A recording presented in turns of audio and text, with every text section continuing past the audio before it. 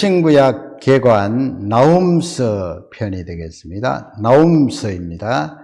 1절에 보시면 거기에 나홈에 대한 간략한 묘사가 있습니다. 1절 다 같이 크게 읽도록 하겠습니다. 니느웨에 대한 경고 곧 엘고스 사람 나훔의 묵시의 글이라. 아멘.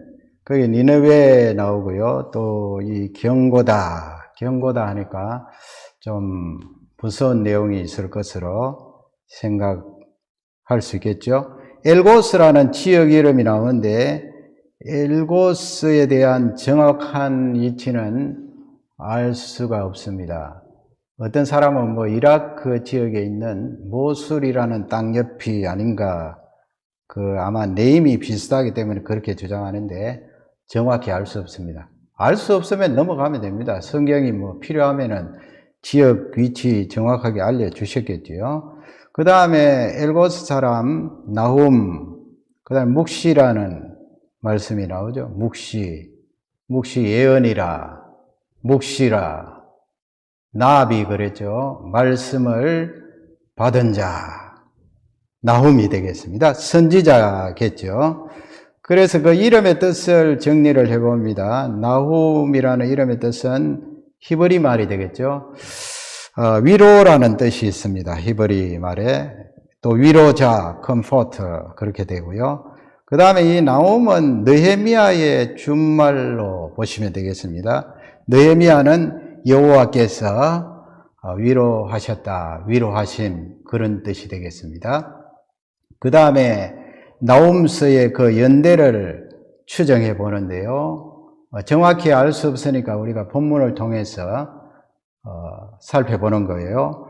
나훔서 3장 8절에 보면은 거기에 너와 몸보다 낫겠느냐.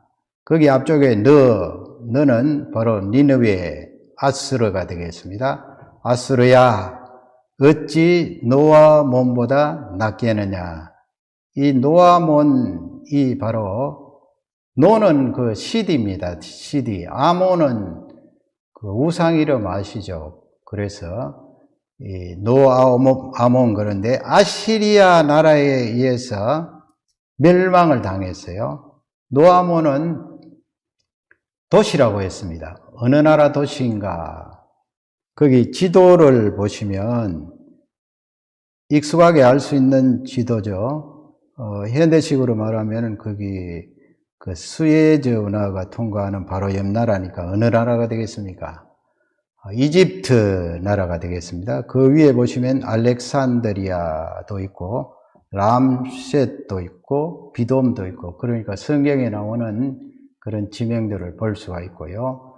노아몬은 남쪽입니다. 거기 화살표가 있는데 노아몬 아주 큰 도시고요.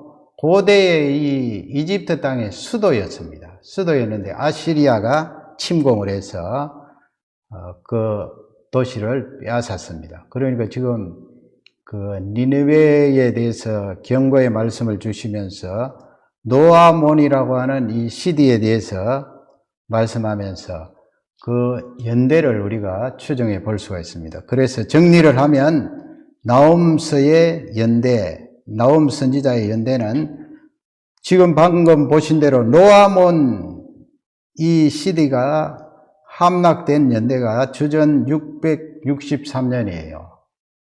663년이고 아스르 멸망은 언제일까요? 주전 612년.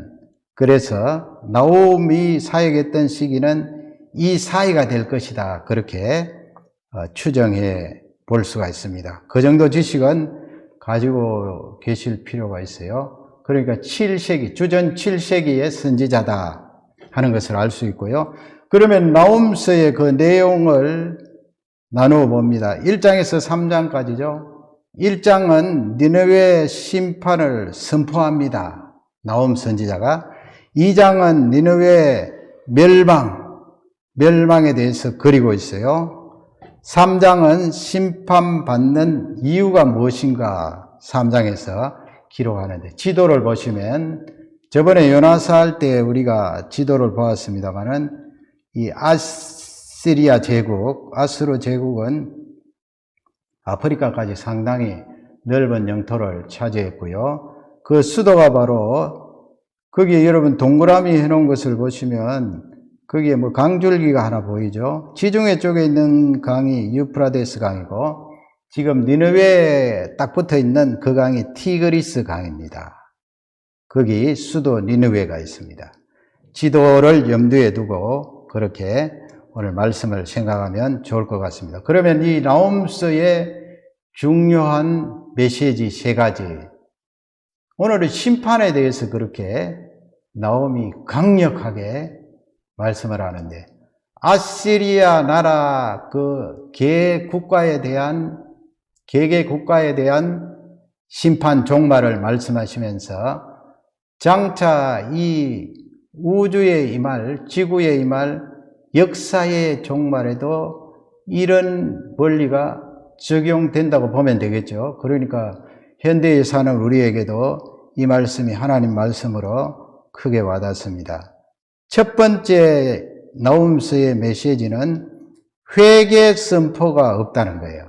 우리가 지금까지 소선지서 쭉 살펴봤습니다만 회개하라고 강력하게 하나님께서 촉구하시잖아요. 선지자들이 고통을 당하고 핍박을 받음에도 불구하고 회개하라고 그렇게 외치는데 물론 뭐 요나 선지자는 40일 후에 이 성이 무너지리라 회개라는 직접 말씀을 하지 않았습니다만은 그 속에 회개를 담고 있는 것이 요나 자신이 그렇게 압축해서 선포했을 뿐이지 하나님의 마음은 회개를 담아서 선포하기를 원하신 거죠. 그러나 이 나홈서는 회개에 대한 그 선포가 없어요. 이것이 우리에게 대단히 중요한 메시지가 됩니다. 마태복음 3장 2절에 보면 회개하라 천국이 가까이 왔느니라 하였으니 아멘. The kingdom of heaven near 그렇게 되어 있죠. 그 앞에 이제 명령으로 회개하라. 이거 누가 하신 말씀이에요? 마태복음 3장 2절은 세례 요한이 하신 말씀이고 다른 복음서에 보면은 예수님께서 또 이렇게 동일하게 말씀하셨어요. 회개하라. 천국이 가까이 왔느니라. 회개할 기회가 있다는 것이 얼마나 큰 축복이에요. 지금은 마음껏 열려 있어요. 죄 지은 자들이 예수 그리스도의 십자가 앞에 와서 무릎을 꿇고 회개하고 자복하면 우리 하나님께서 얼마든지 그들을 품으시고 용서해 주시고 받아주시는 줄 확신합니다. 예수님이 아기 예수로 오셨을 때부터 이 회개의 문이 활짝 열려 있어요. 그래서 메시아의 길을 예비했던 세례 요한이 먼저 선포한 말씀이 회개하라 그 말씀이에요. 광야에서 회개하라. 자기에게 나와서 회개하면서 세례를 받고 메시아에 대한 말씀이 선포되어지고 그분이 십자가에 죽으시고 부활하시면 그분을 메시아로 영접하라 이 말씀이 되겠죠. 회개하라 이 말씀이 선포되어진다는 자체가 축복이에요. 그러나 이 아시리아에 대해서 하나님께서 회개하라는 선포를 거두어 들이셨어요. 물론 뭐 이렇게 나홈 선지자의 말씀을 듣고 하나님 앞에 돌아오면 하나님께서 용서해 주시겠습니다만은 나홈서 자체 안에 회개의 선포 말씀이 없다는 거예요. 그게 여러분 얼마나 무서운가요? 1장 2절 보세요. 우리 1장 2절을 다 같이 읽겠습니다. 여호와는 질투하시며 보복하시는 하나님이시라. 여호와는 보복하시며 진노하시되 자기를 거스르는 자에게 여호와는 보복하시며 자기를 대적하는 자에게 진노를 품으시며 아멘. 진노라는 말씀이 가운데 마지막에 나오고요. 또 반복해서 나오는 단어가 보복이잖아요. 보복, 복수. 이걸 뭐 사람한테 적용해서 사람이 어떤 적대 감정을 가지고 개개인에게 복수하는 그런 개념이 아니고요. 여기서 말씀하는 보복은 언약. 하나님과 우리 사람 사이에 너희들은 내 백성이고 나는 너희들 하나님이 된다. 그 언약을 맺잖아요. 그 언약 맺는 그 언약 속에는 생명이 걸려 있잖아요. 만약 너희들이 이 언약을 어기면 생명을 잃게 될 것이다. 당시에 세상에서도 그렇고 하나님과 이스라엘 백성들 사이에도 그랬는데 지금 아스르를 향하여서 그 말씀을 선포하는 거예요. 그런 언약의 관점에서 너희들 복수할 것이다. 그 진노가 너희들에게 쏟아부어질 것이다. 그렇게 하나님께서 선포를 하세요. 1장 6절에 보면은요, 이렇게 하나님께서 심판을 선포하실 때 급주려고 하시는 게 아니고요. 1장 6절에 보면 실제 그 말씀이 진노가 쏟아부어진다 하는 것을 알려주고 계세요. 6절을 다 같이 읽겠습니다. 누가 능히 그의 분노 앞에 서며 누가 능히 그의 진노를 감당하랴. 그의 진노가 불처럼 쏟아지니 그로 말미암아 바위들이 깨지는도다. 아멘. 거기도 나오죠. 분노 앞에 누가 서겠느냐? 누가 능히 그의 진노를 감당할 수 있겠느냐?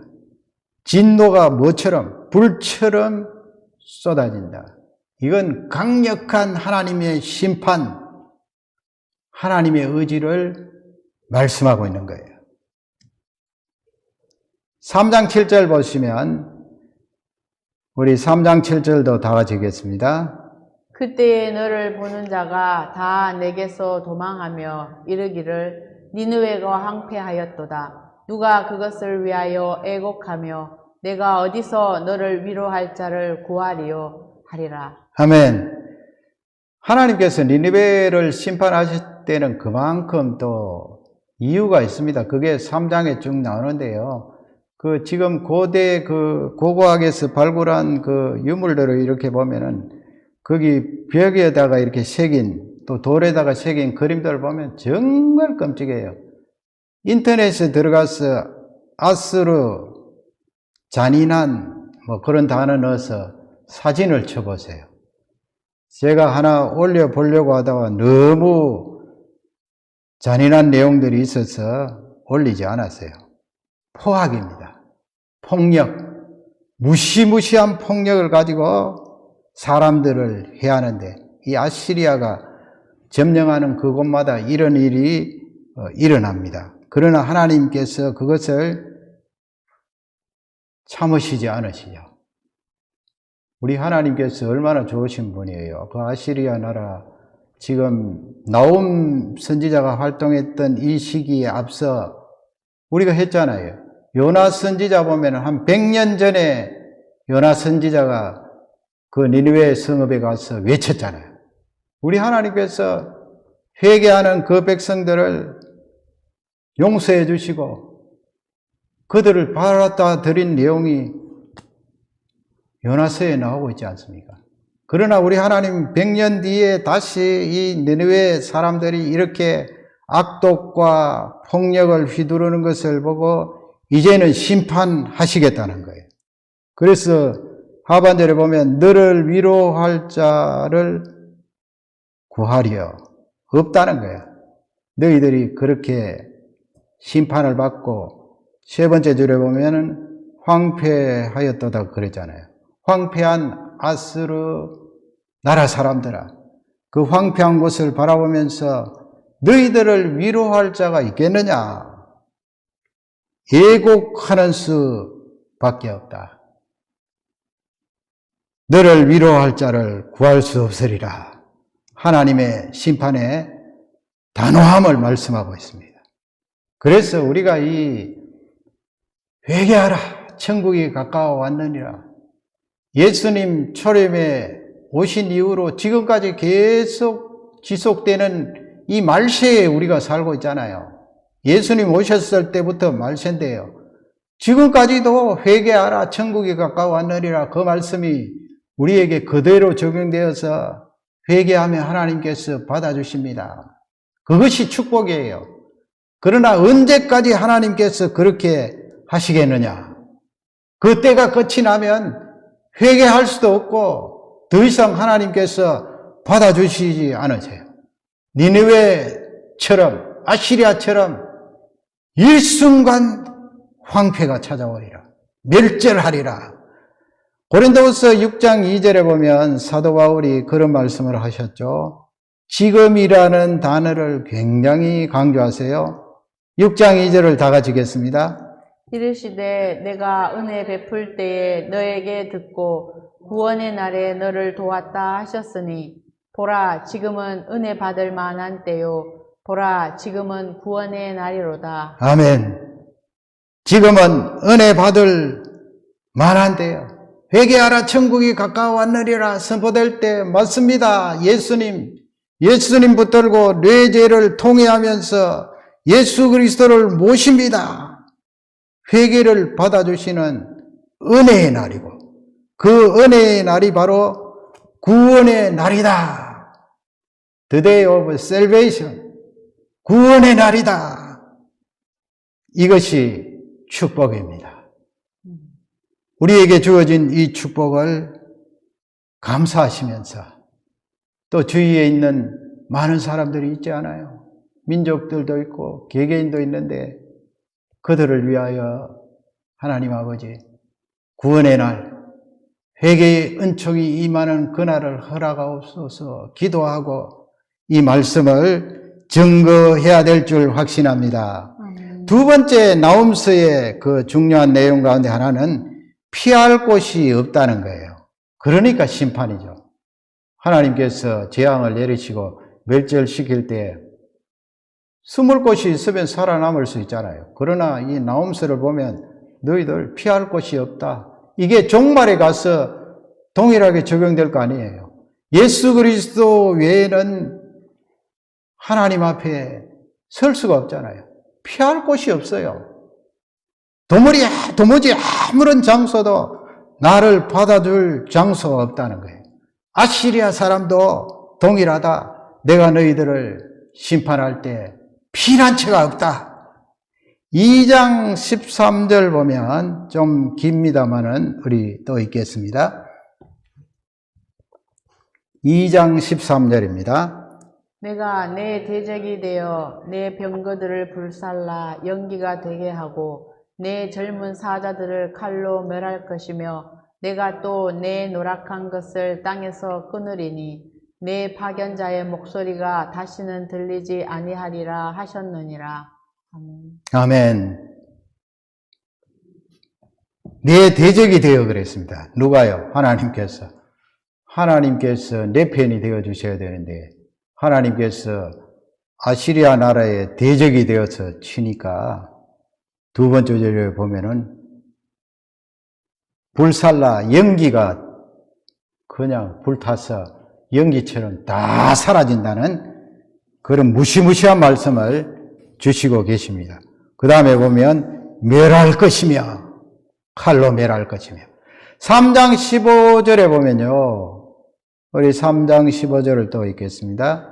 거기서 불이 너를 삼키며 칼이 너를 베기를 느치가 먹는 것 같이 하리라. 내가 느치같이 스스로 많게 할지어다. 내가 메뚜기같이 스스로 많게 할지어다. 거기 뭐 너치 나오고 메뚜기 나오는데 메뚜기 숫자가 많잖아요. 너치, 메뚜기 같은 곤충인데 얼마나 많아요. 그러니까 지금 상징적으로 하나님께서 너희들 숫자를 늘릴 수 있으면 최대한 늘려라. 그러나 하나님 심판 앞에서는 메뚜기 떼처럼 많아도 견딜 수 없으리라. 참 무서운 말씀이에요.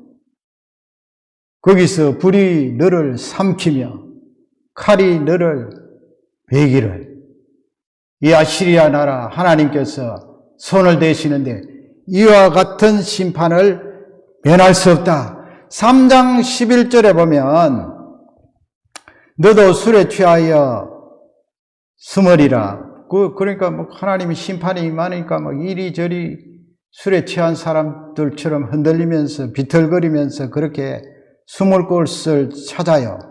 너도 원수들 때문에 아시리아가 그러지 않았겠어요? 정복하는 나라들 가서 무자비하게 그렇게 살육을 하는데 하나님께서 그것을 더 이상 참을 수가 없으세요. 사람들이 아시리아 병사들을 피해서 비틀거리며 이리저리 그렇게 숨을 곳을 찾는데 너도 아스르 너도 원수들 때문에 피난처를 찾으리라 했어요. 피난처.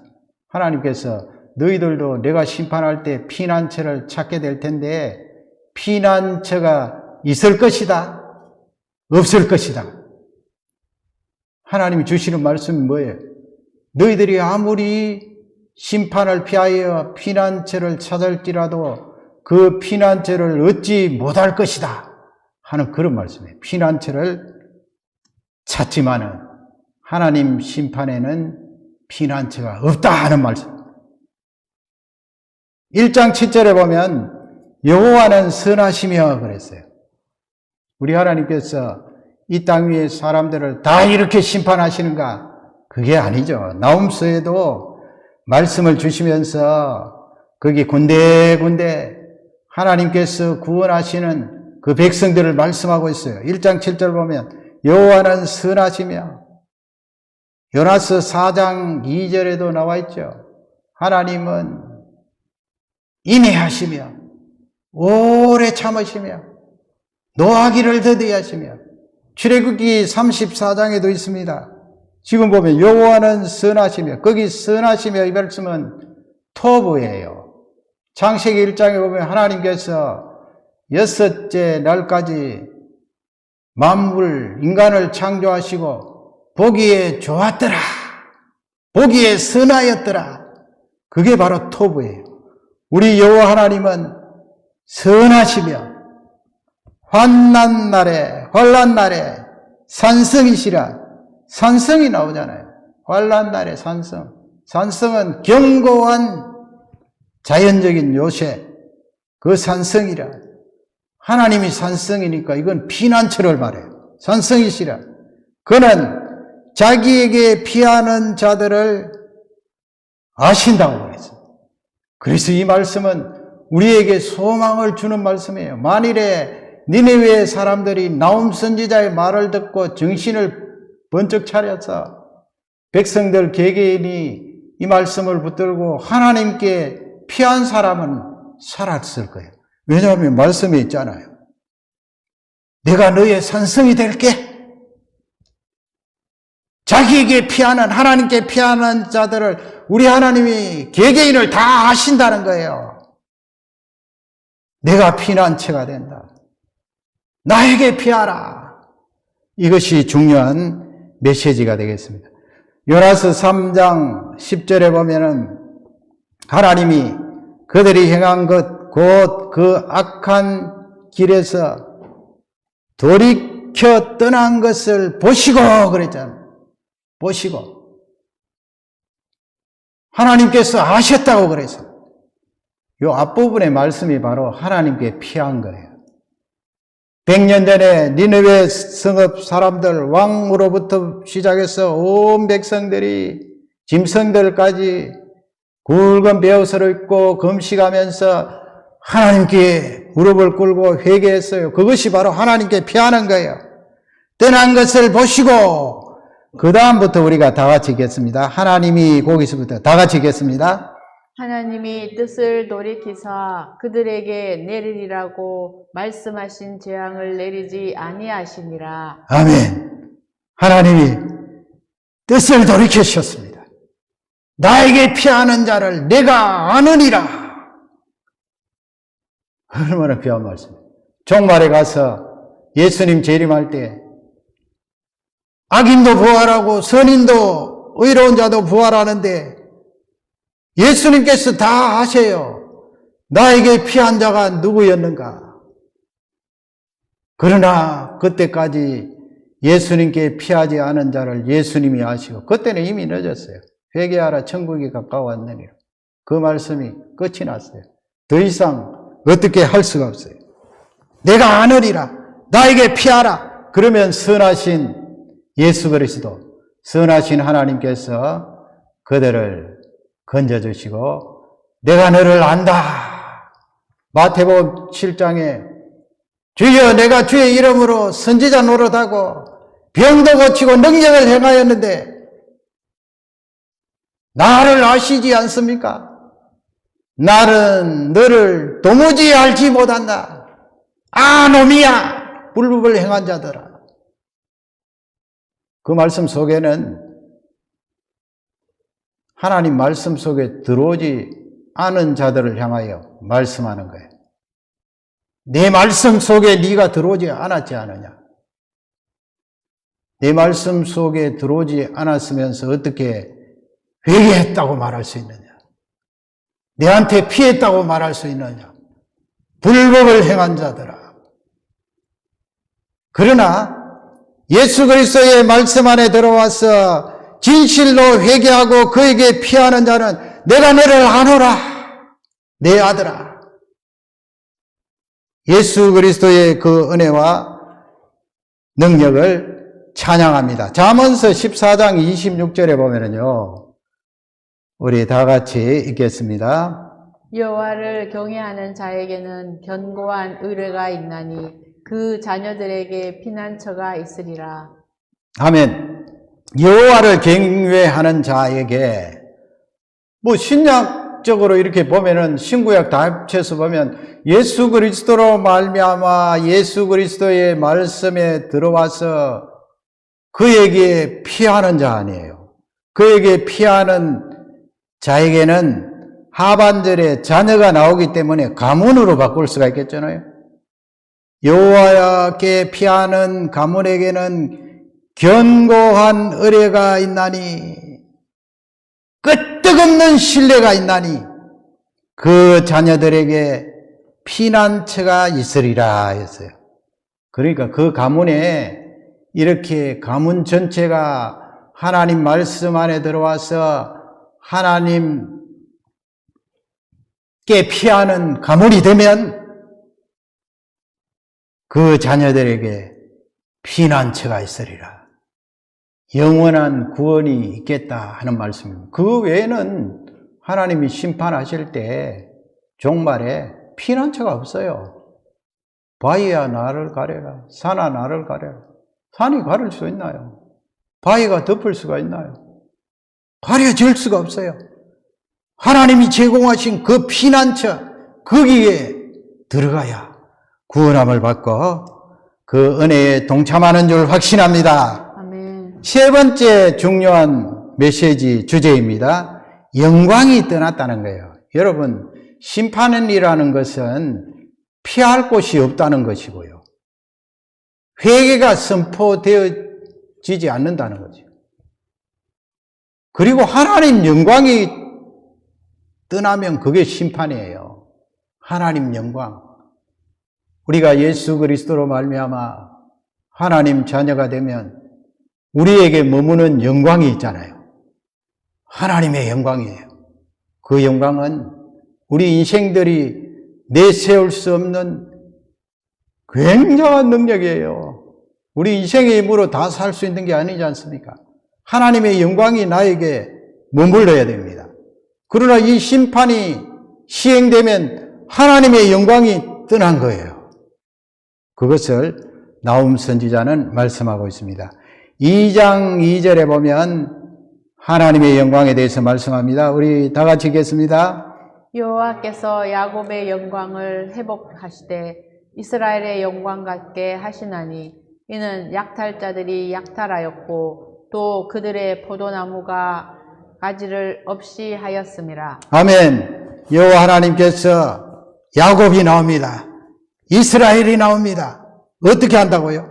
영광을 회복하시되 이스라엘의 영광 같게 하시리니. 이걸 다른 말로 바꾸면 예수 그리스도를 통하여 구원함을 받은 하나님의 자녀에게 아담 하와로 말미암아 상실했던 하나님의 영광을 다시 회복한다는 거예요. 하나님의 영광이 예수 그리스도 때문에 너희들 위에 머물리라. 자녀들에게 머무르고 가문에게 머물리라. 그 하나님의 영광이 머물러야 돼요. 우리 인생은 하나님 영광 없이는 살 수가 없어요.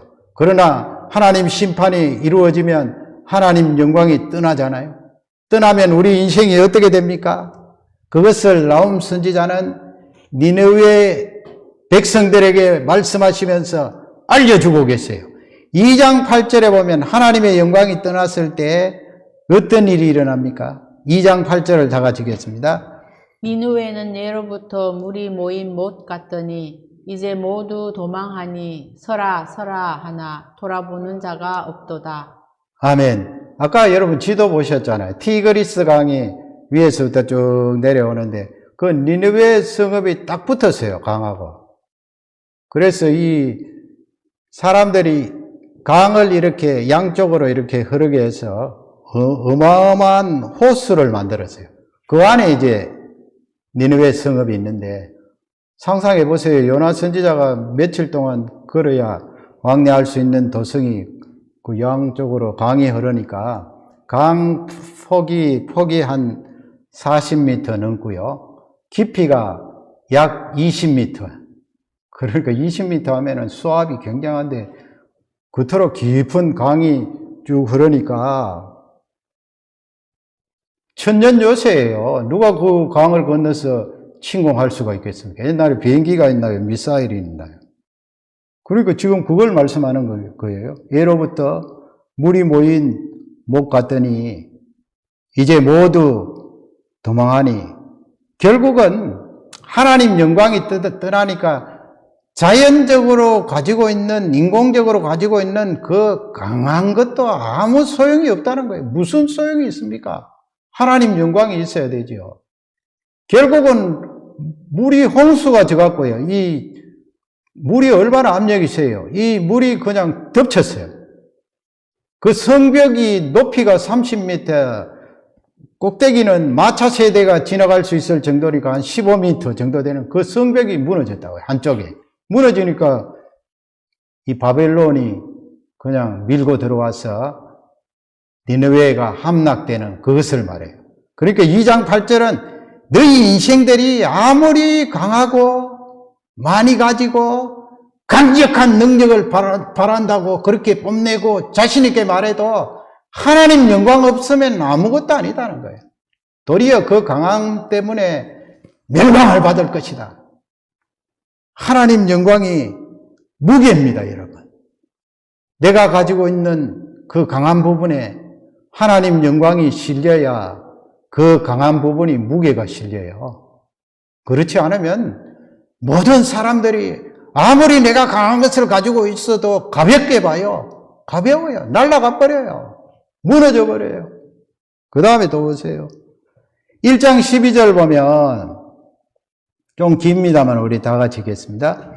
여호와께서 이같이 말씀하시기를 그들이 비록 강하고 많을지라도 반드시 멸절을 당하리니 그가 없어지리라. 내가 전에는 너를 괴롭혔으나 다시는 너를 괴롭히지 아니할 것이라. 아멘. 그게 강하고 그렇게 되어 있는데 엘라이스 아주 여러 나라를 정복하고 이 강한 나라가 되니까 주위 나라들이 복속을 할 거 아니에요. 그러니까 이 협력한 나라들이 많으니까 그 힘이 얼마나 강해요. 자체적으로 가지고 있는 힘도 강한데 그런 나라들이 많고 뉴머러스 많다는 말씀 군사들 힘의 숫자 강도가 높고 많다는 거예요.